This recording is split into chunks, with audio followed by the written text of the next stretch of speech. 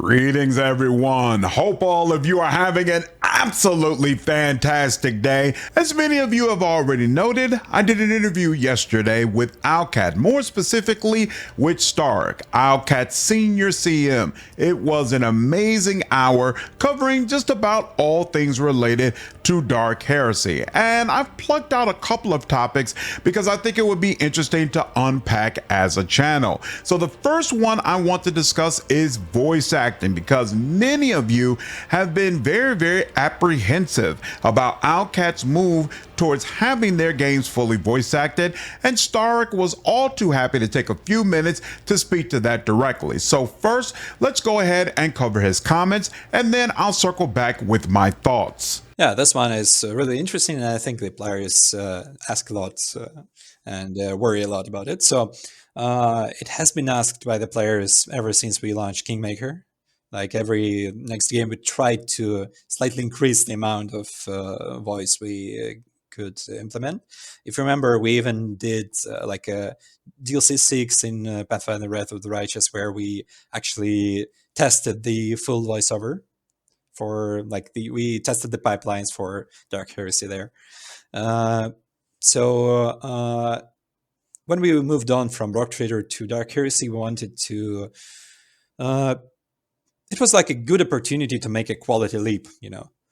That's why we're heading there with full voice acting and a graphical upgrade as well. So Awesome. what is important to know is that we're preserving the familiar flow and amount of dialogue. So it's not going to be shorter or anything. Awesome. There is no plan to alter the approach in any significant way. We're just recording more, allocating more time and more budget to this. So like you may not worry that it's suddenly the characters are going to talk in like one line. No, that's not. You'll see that soon. I'm sure that's going to be a comfort to a lot of people, because definitely that's the main worry that I hear, that this is going to cause you all to shorten a lot of the dialogue because of how expensive it is to get voice acting. So like the average word count for dialogue is roughly the same. So.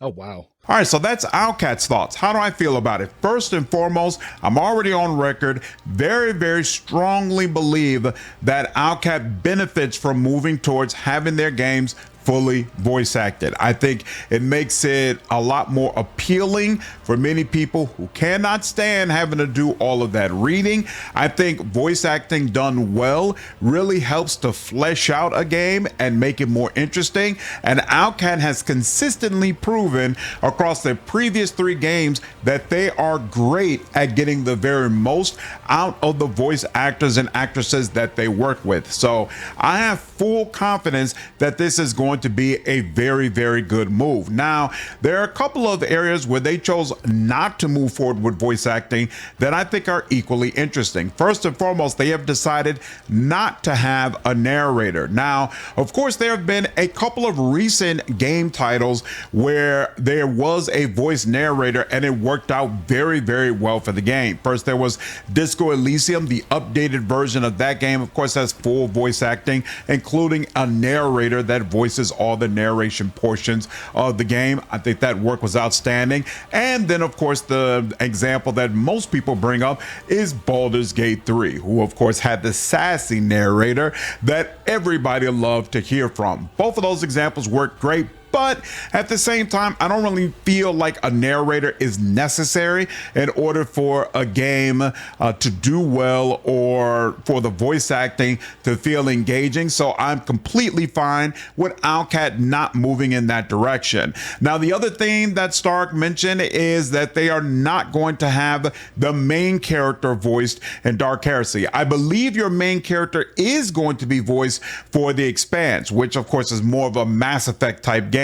But for Dark Heresy, your main character is going to continue to be silent. And I gotta be honest, I'm kind of mixed, kind of neutral on this. I know there are some people who are very, very hardcore on feeling like it's best for the main character to be silent because having a main character with a voice kind of takes them out of the experience, makes it less immersive, because a lot of times they have a voice for that character in their own mind. And so whatever the developer's vision for it is might disrupt what you have imagined for yourself. And so I could definitely get how that can have a negative impact on the role-playing aspect of the game. But that being said, I do want to say I don't feel like Starrok is necessarily correct about the concept that it's harder for people to associate with a particular character if they have a voice. We have, of course, multiple cases where the main character had a voice and it worked out as a great way to help players feel closer to that character, whether it be Geralt of Rivia or Shepard in the Mass Effect series or even V in Cyberpunk. And so it absolutely can work out very, very well, but it is very expensive, as Starrok mentioned in the interview, and it is difficult to make it work well. So at the end of the day, I still don't behoove Owlcat for deciding, you know what, we don't want to move in this direction. Let's first get having a game where all of the NPCs are fully voice acted. Let's do that right first, and then maybe there will be a point where Owlcat does an isometric CRPG that has full voice acting across the board. Regardless, I feel like this is a great step. I'm really looking forward to what are going to be the different voices for our companions and some of the cool, interesting NPCs that we meet. I think that Owlcat is pretty obviously moving in the right direction, not only with the voice acting, but he did briefly touch on the cinematics. I 100% concur that the cinematics in Rogue Trader have looked outstanding as we've gotten further and further in game development. The ones that have been released for the Arbitrator DLC were really, really freaking cool. And so I can't wait to see how that's going to be expanded upon in Dark Heresy. And all the way around, I'm more excited than ever for this title. I have taken that entire week off, so the moment that game drops, I will be here with you all live streaming it. So if you haven't already, make sure you subscribe, hit that bell, and hit that like button if you've enjoyed the video. There's going to be a heck of a lot more Dark Heresy content dropping, and I already have a wealth of Rogue Trader content that you can look through as well. Let me know down in the comments if there's any other content regarding this game that you all would like to see that I haven't done already, and I hope all of you enjoyed this video. Take care.